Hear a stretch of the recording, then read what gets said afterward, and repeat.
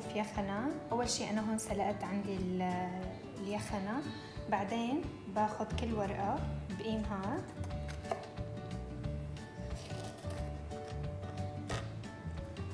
بقطعها نصين هيك لحتى يخلص عندي. حنجهز هلا الحشوة. هون عندي رز منقوع ومنشف ححطه،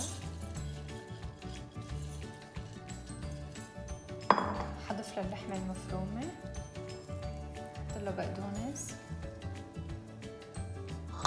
بصل، ثوم مهروس،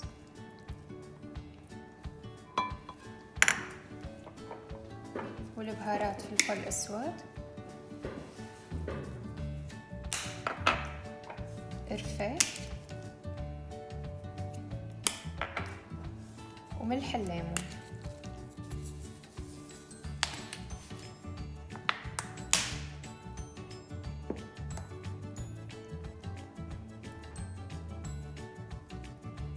زيت نباتي،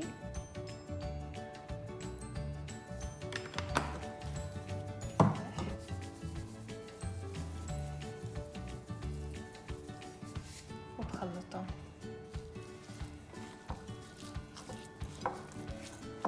وهيك بتكون الحشوة جاهزة. حبلش لف. عندي هون الورق مسلوق وقطعته، حبلش لف.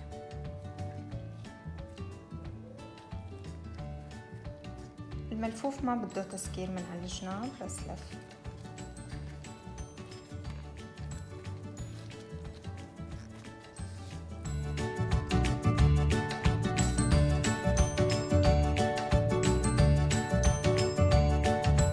هلا بدي جهز الطنجرة اللي بدي صف فيهم الملفوف. اول شي حطيت بصف الورق مشان يحمي الملفوف ما ينحرق. ححط رياش،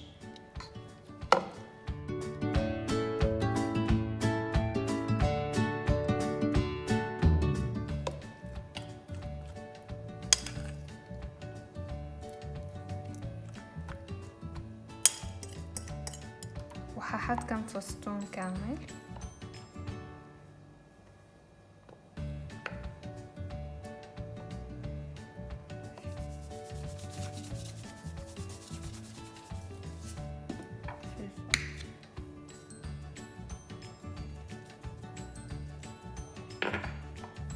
ملح ليمون،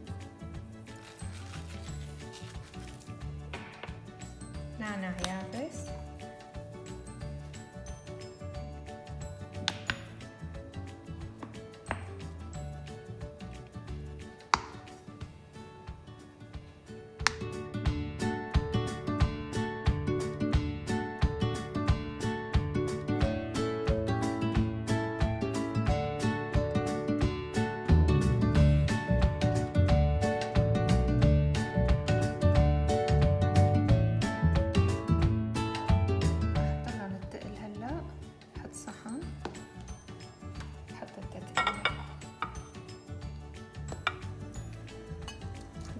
المي.